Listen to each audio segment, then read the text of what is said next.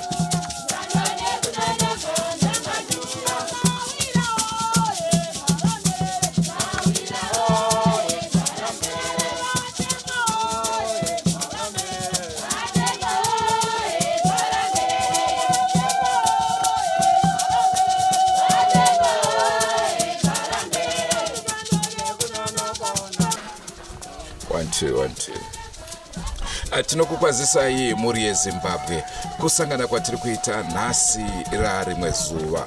Tiri kusangana nemisodzi pamatama, tiri munzvimbo yeChomutukutu, vanoziva kunonzi kuChimhanda, uko kadarika Chimhanda kuChomutukutu, panonzi paKauyu, tingangoti village Mandendera neKauyu nechepakati pacho ipapo ndiko kwatiri.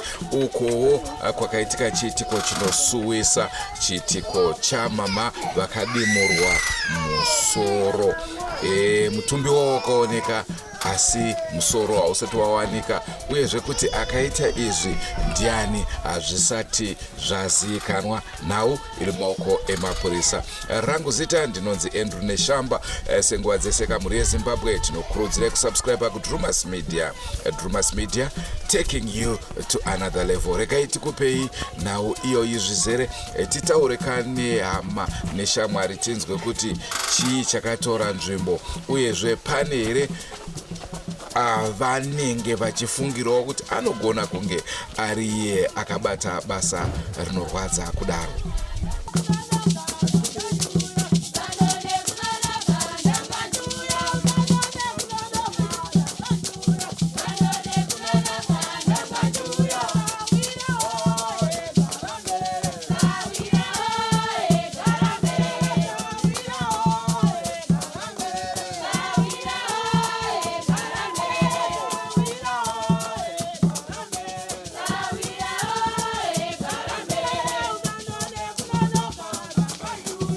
ndinonzi Onsen Magora.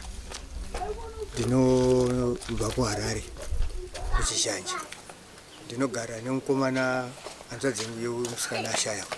Ndinondogara naye. Ndiye munhu akanditumira zvinhu zvake kuti ndinazvo pano pamusha panapa. Pano pamusha panapa ndine chinongo chekuti ndikanga ndasvika pano ndichazoratidzwa kumba kunogara maiguru vangu. Kunova ndiko kwakarorera mukomana uyu. Saka ndikati kana ndasvika pano ndine zvinhu zvomukomana ndichapuwa musikana pano. Ndikutiperekedza kunonzi kuzokwanisa kurumira kwana Magwaja kuNyamasota. Saka ndiri pano ndakatambirwa navasikana parodha nebhazi, ndauya nebhazi fuka dzatso kumwe past 5 something to 6 bhazi pakanopfuura. Ndasvika pano takaburitsa zvinhu tikaisa mumba umu.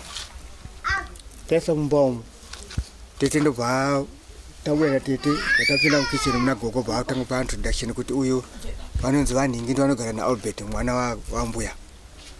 Saka tadaro ndipo ndakadzwa inini vanonogara vasikana kanzibatai hukumu kuti vadi tumubikira muenzi. Saka ndakagara tete wabva tanga chitsanangudza kuti ndanga ndiri kudari. Saka ndichimhanya fungwa pandichapesana nebhazi kudari kwendanga ndiri kundipo ndazofonwa nomurume wanga achiti ndiri kuuya ikoko handiti. Saka zvadaro takagara gogo vakanonoka kubika chikafu takadzika chikafu kuma past 10. Tapedza kudya ndipo vakabuda tete ubva kunogeza. Wadzoka tokutotaura nyaya takagara wachiti mufungeni mukomana wangu ndakamutadzirei akarwara ndikachengetana naye but izvozvizvo akuti akufamba achiti ndiri kuba mbudzi nemurume nemukadzi wangu. Saka ndakatoka mbatya dzake ndikaenza kuzenso kwahama dzake. Panguva ndipo takautanzwa noko titobva ngoti vhore dombi chana vadonga vati uyo uri kudei. Saka murume yanga kuti achizivezewa anonzwa achingoti kusadaro yakono ichazochizivezezera titepo wakabuda panze tobva wadzoka bata ndibaba junior wena achitaura vai vakuti vada mapirisi tobva wabuda wakati ndi baba junior vakuti vada mapirisi asi vane demo ndikati ndobuda here nemitete zvikanzi aiwa ngandinopedzekana nawo ndipo vakabuda tete. Saka ivo ndakasara ngogara ndikati munhu achadini achiti chigumbezi chifuga yapo munhu angadzoki. Ndikati dzimwe pfungwa dzikati ano seona mukadzi nemurume pamwe pano zvadini zvawirirana hawo ndiko akakutogara. Bhazi ndipo kakapfuura richienda kuHarare. Ndipo vakazoya kamusikana kadika kati nhai sekuru tete vari kupi. Ndikati tete wakatiwana baba junior nezakomaniwo asi handizvati vakaenda kupi. Mwana ndipo akapedza kumusoro ndipo azodzoka kanzi sekuru yai munotopa pavharanda. Ndipo ndakabuda ndipo kuti mwana vhura dho vhura dho. Mwana ndipo akati mai wagwadwa musoro. Ndipo ndakadzoka kuna gogo ngati gogo kune nyaya itika musoro kunzi tete vadini tete vatemwa. Saka ndakumhanya kuenda kupi kuHarare ndotaura Albert ndiri kumunzira manje semunziwa ndisingaziyi area. Ndakafamba ndasvika kuchikoro kune chikoro chekudzasi chine yellow. Mweya yangu bva ndindi Harare hazviti pachiga ndine kunani kuna bankuru vaMagwaja ndodziri bankuru ndo nyaya kwendasvikira kwendiko nyaya ndadini ndo nyaya iriko. Saka ndakazana nebankuru panapa tasvika pano vava vataura mastatements akawanda. Ndikati hama dzangu ngaende kutaura chokwadi zvomutaura kuti hanzi kudini inini munhu akauya akatogogodza akatoti akana tete ndichozinzwa inini chinokatizwa kuti pandakati tete ndibuda akati usabuda but tete akatidza kuti munhu ane demo ndomufanira zvakaita. Saka zvichireva kuti ndiye murume anofanira kunge akaita basa iro anofanira atoriye nekuti tete akatoti ndibaba junior ina ndimuziyeni kana kuona fesi yake munhu yekuti akamira sei andombozivi. Asi since makaona mutumbi uratidza kuti idemo here rakatema kana kuti munhu akashandisa banga kucheka musoro chii. Izvo zvauda kuva manje akazotakira mutumbi because ndipakazviitika ndakandaenda uko kuzokatekana pano akasvika mutumbi watakurwa. Saka ndinyasoziva kuti zvakamira sei chanongoziva kubva katakaona pavharanda. Okay, ini ndinonzi Wilcott Kadzora Mera. Ndiri mugaro muno ndiri sabhuku but handisi ndiri junior sabhuku ndinogara muno muchomutukutu. Chiitiko chakaitika chine zuro kumakuseni takangomukawo kuseni hapana munhu aiziva kuti ndozvaitika asi kuti takazonzwa zvinhu izvi anofunga kwakutaura isi takazonzwa kwakutaura kuma7 uko kuchaizwa takutonzwa kuti mambunzwa here chiitiko chaitika kuarea muno tikati ako chii zvikanzi musikana uyo Gire aonekwa akafa akatodimburwa musoro tikati kupi kwazvaitika kuzvanzi mumba make chaimo. Saka vanhu tese takazongoti kati chingachipariri munhu wese akangoshamiswa nazvo. Tese takabva tangomhanyira kuuya pano. Tauya pano tikati kumanje zvezvedai mapurisa manga mawazivisa here. Zvikanzi no vayafona kuna hanzvadzi yacho kurushinga kuti vazivise mapurisa. Tikati aura tikati zvinhu zvakadaro pakanaka. Saka takazombogara kuchinguva mapurisa vasati vasvika vakazouyawo mapurisa vachita basa ravo. Zvimwe zvese zvizhinji zvakaitika ndinganyepa hapana zvandinyatsikuziva chaizvo chaizvo. Itanzwa kuti makambopinda mumasango muchitsvaga? Ya vakazopinda mushure monge bhodhi yatotakurwa yaenda. Ndipo vakazoti alright mimi chiita kuti mupinde musango muchimboona mudhuze machina kuti makamira sei. Saka zvakazoitika ini ndandisisipo hangu pakudzoka kwavakazoita. Sezvamuri kuona kamuri yeZimbabwe, panapa ndipo panemba yacho yakazowanikwa muShakabvu. Ndofunga mukatarisa pamusiwa pairopa iri ropa richikatozara apa, ndo makawanikwa mamavari vasesena musoro. Veruzhinji vakamboedzawo kutsvaga kuti vazive kuti musoro unogona kunge wakaiswa kupi. Vakaedza kutsvaga mumasango kupi munzvimbo dzakatenderedza, asi hapana chakabuda. Pano zvakare ndine mutori wedu wenhau Hitson Kaukonde ari kunzvimbo ino. Atauda kuti atitsanangurire kuti chii chaari kuziva pamusoro penhau iyo. Pazuva imhuri yeZimbabwe kusangana kwati kuita mazuva. Zita rangu kwandi Hitson Kaukonde anokupai nhau. Ndiri kuno kuChomutukutu.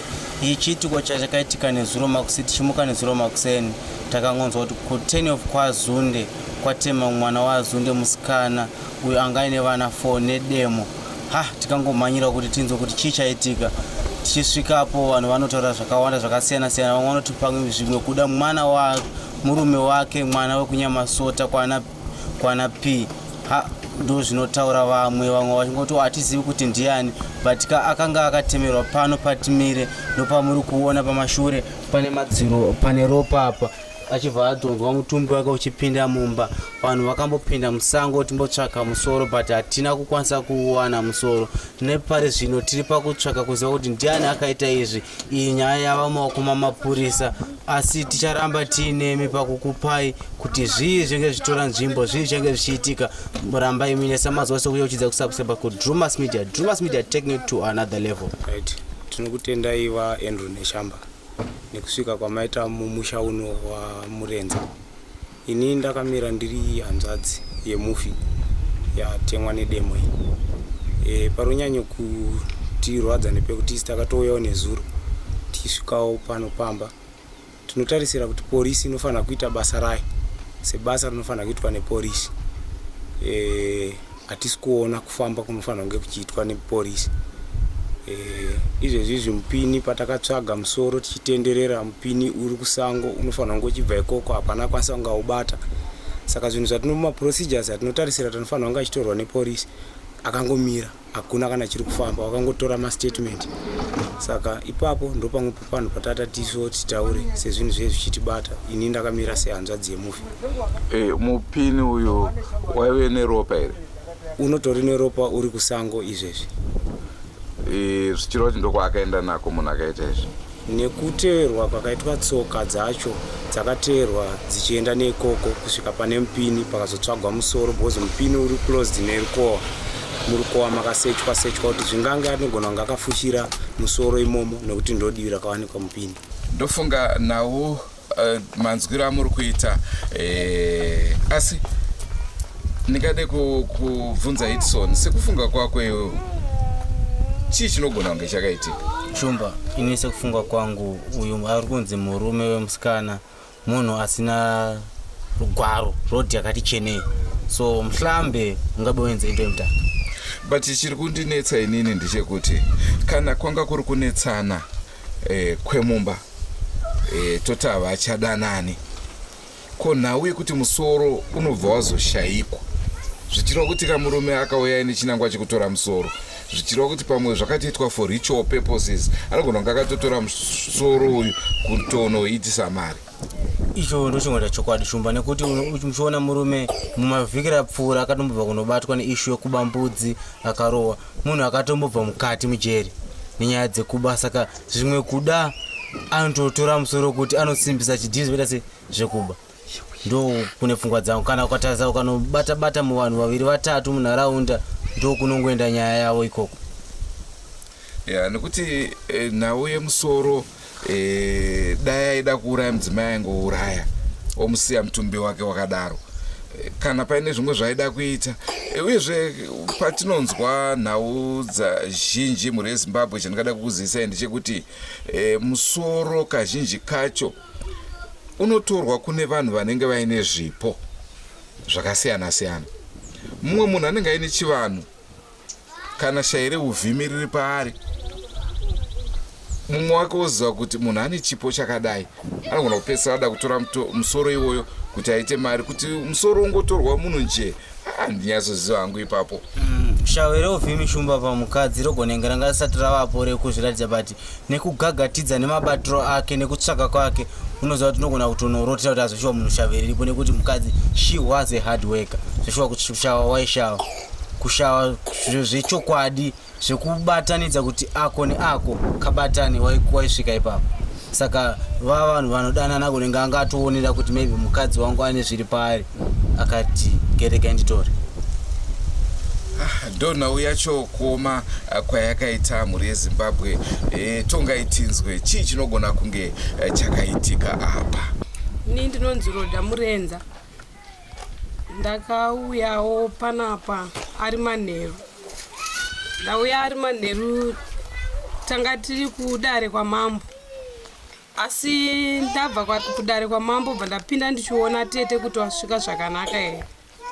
Ndabva ndadarikira kumba kwangu, tete bva wati bamunini wari kutumira zvinhu. Ndabva ndati alright, it's okay, regai ndiende kumba ndiende unotura mwana ndikudzoka. Ndadzoka, tete wakatambira zvinhu zvawo wabva waisa mumba. Tabva tatandara kusvika kuma 8 o'clock. Tatandara kusvika kuma 8 o'clock, ini bva ndati tete ndakuenda kumba sezvo vana vanga vatevera. Ndabva ndaenda kumba ndakarara. Asi chakazova chishamiso chekuti ndamuka, ndakamutsa mwana wangu kuma 5. Ndamutsa kudaro abva abuda panze. Abva ati mama, kwagogo kukuita unge kukuita sei kukuchemiwa. Ndikati sei wati kuri kuchemiwa? Sikanzi ndiri kunzwa kunge kuri kuchemiwa, but kuchemiwa nemazwi akaita sei akawanda. Ndabva ndangouyawo, ndopa ndakasvika ndichiona chiitiko ichocho. Kudare kwamakaenda yaive nhau yei, uyezve ndiani aitonga? Yaive iri nhau yehanzvadzi yangu. Tete wanga watiperekedzawo. Wanga wakuperekedza yangu asiri wane nyaya? Nekuti takufunga kuti pamwe kamunhu wokudare ikoko akateera kuno futi. Hapana, akatevera. Ndakatopinda ndichitowaona kuti tete wasvika zvakanaka here, mashure mekunge wanga waperekedza inini nehanzvadzi yangu. Because bamunini wakati handisi kukwanisa, ndakabatikana. Tete ndiwatikabva taenda nawo. Asi kufungira kwenyu imimi chii chinogona kunge chakaitika kuna tete? Ndinganyepa tizive. Ko tete wakanga vasina murume here? Tete wanga wainaye murume, asi wanga wakati handichamuda. Asi airamba achidzoka. Vanga vasina kuramba? Vanga wakati handichamuda. Vakamuendesera mabhegi ake kunyamasota, ndo maudzire awakanditawo inini.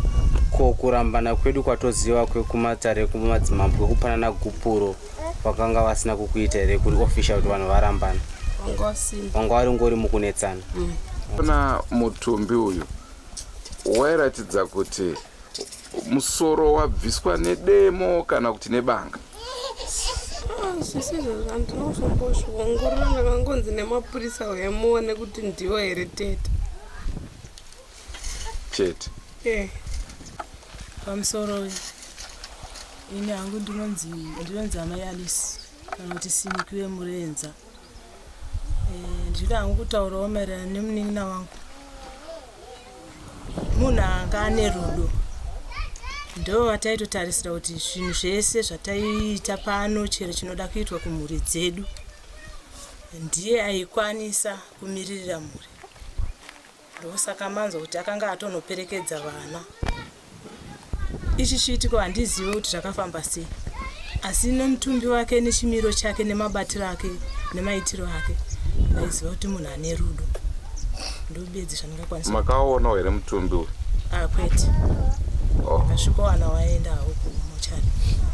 Musoro iyi nemaivile ndisawira wagire tikaenda tese kwamambo ndichiperekedza sawira wangu. Tasvika ndo paakatanga kufona achinetsana nemurume wake pafoni vachishaudhana achitanzira kukusungisa nemapurisa nenyaya yemapirisi zhizhizhi. Ndikazopedzana kumndigire imba vha yako ika devanga wasiyana nayo nokuti inopedzera ita sei yakuurayisa. Zvanzini ndikatomuramba kudhara ndikatoendesa mabhegi kune mukoma wake kupi kunyamasota. Akazodzoka futi nebhegi akauya akatsemura chihwindo paimba yanzodzi yangu akakanda chibhegi chake. Saka inini tota handisina kana dhiri naye, asi ndati nditaurewo hope dzandikarota. Ini ndikarota nchida kunge ndiri kupushiwa muchiimba chisina dhoo kana mahwindo. Saka handiziva kuti hope idzi dzinorewei. Tikatomboedza kutomutsisa zvedu tikamukanzerawo ndobva zvangoperawo zvikadaro tikati zvaperawo. Saka zvokuti rufu rwake anga aruratidzwa kare anga atozviona kudhara nomatauriro aiita. Right, mina ngithiwa ngumu-Onsen Magora. Isenzeka khona apha la sangimanga ngisasibili ngokuthi mina ngabuya khona ngingumuntu angakwazi indawo ukuthi ngiyiphi. Kodwa kayenza ukuthi ngibuye khona apha ngokuthi umntwana wakhona apha uyengihlala eHarare. Wanithumezela izinto zakhe ukuthi ngibuye lazo khona. Nile ukuthi ngafika khona apha ngiza ukuthi ngiyibona ubabamkhulu wami uyohlala duzane ngendawo leyo.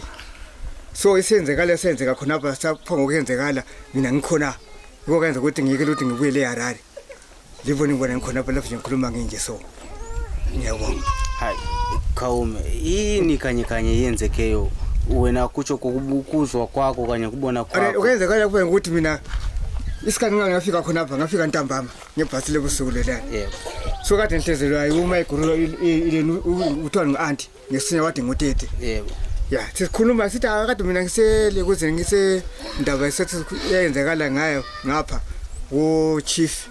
So indoda buya ngiyangitshela ucingo esithena futhi ngibuya khona apha ngokubona. Kodwa ngamtshela ukuthi ngasafuna ukukubona. Ngokuthi wena ufuna ubhode nje izindawo ufuna ukuthi wena ngiyatshontsha la imbuzi. Yiko kayenza ukuthi umfazi leyathi achaphoke lapho. So sikhuluma njalo sifuthi zinoke eminyangweni. Utotolana walunguse eminyangweni athi kanti wena ufunani khona ngakutshela ngifuna ukukubona. Kodwa indoda yankona maye kade ikhuluma ngesizebezebe. Andiyabona. Uthe uAndavu waphuma waphenduka wakimata nguye indoda yakade ngikhuluma naye ngubaba Junior.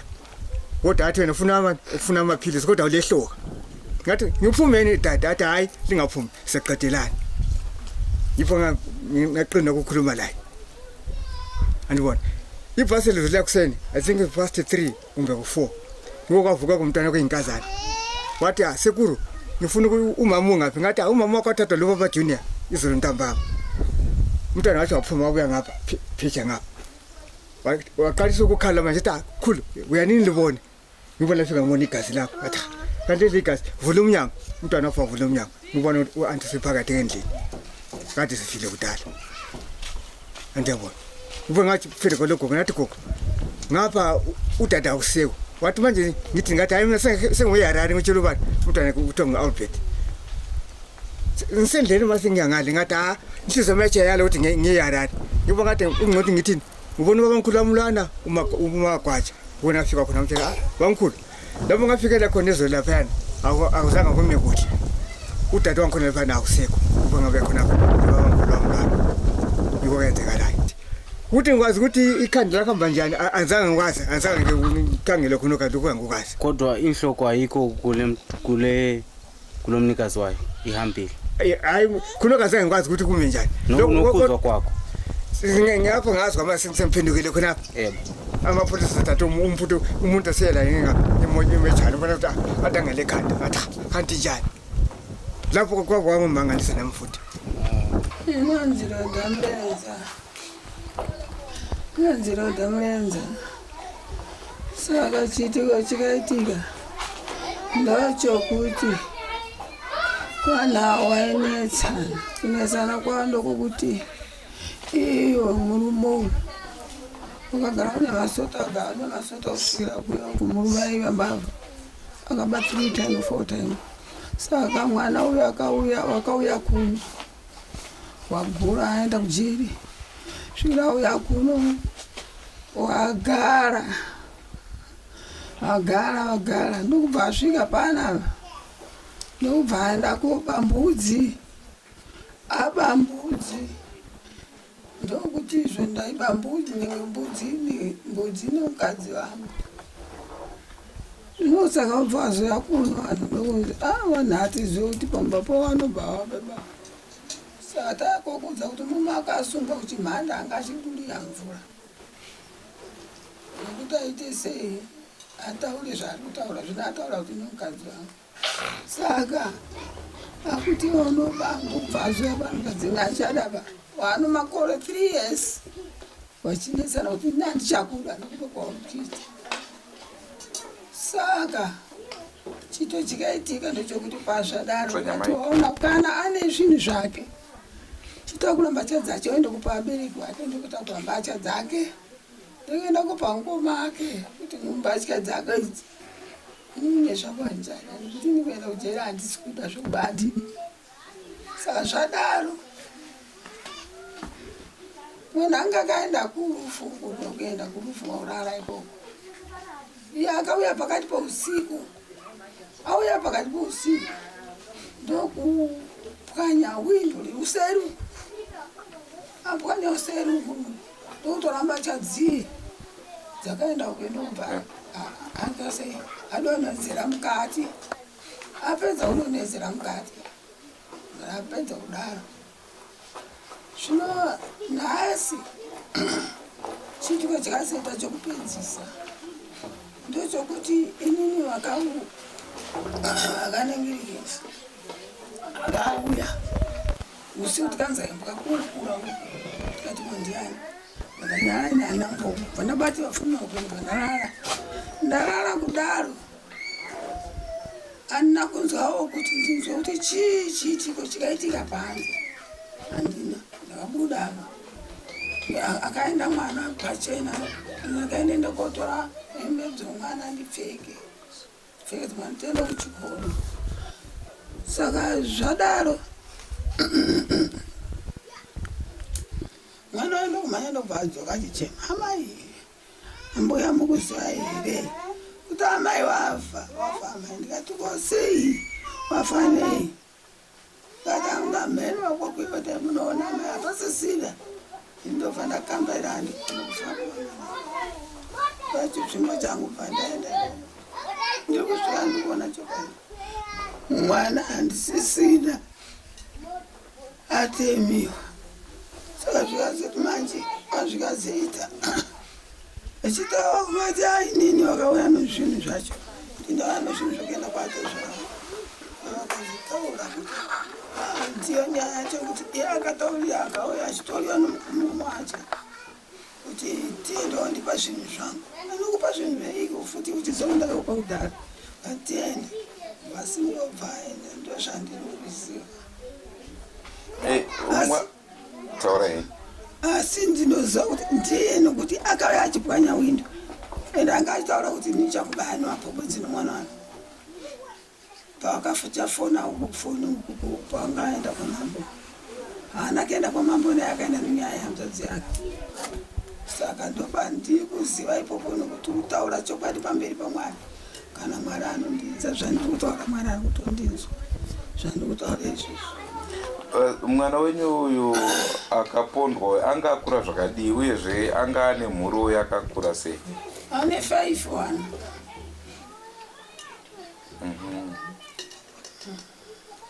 no maita basa ano 5 ndo 86 saka ndozvandiri kutaura kuti nokuti iye anga atoti handichatombove nezvako zvino saka iye anga achingoramba achimuronda chete ndindida handidi zvokurambiwa anga achiramba zvokurambiwa mukadzi angati aiwa zvombavha ine handidi. Saka ndizvo zvaitika. Saka ane mwana wake ari pano akadari so aidasina zvinhu ndongora mai wangu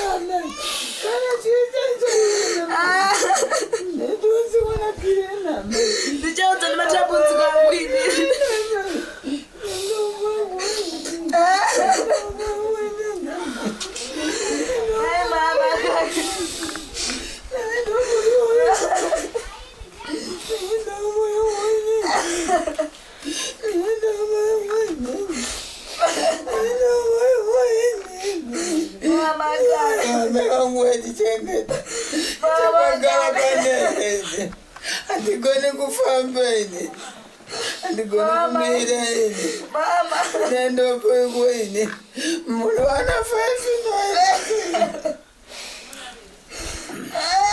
amaikane ndetosene nendopoiko naikoko nendoseko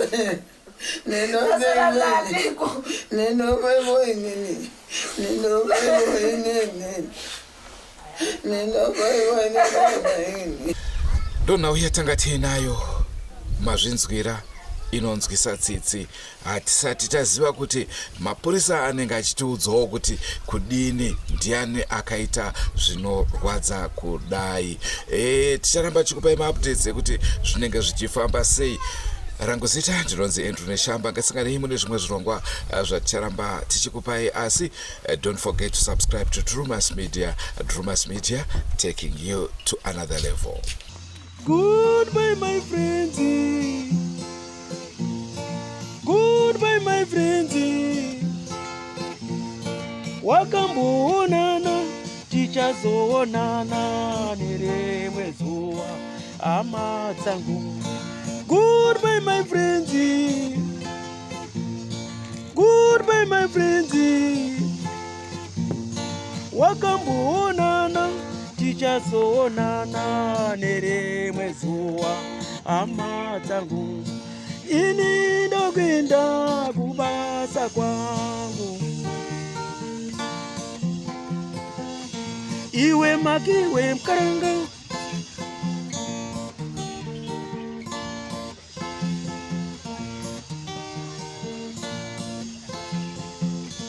iwe makiwe mkaranga, iwe makiwe mkaranga.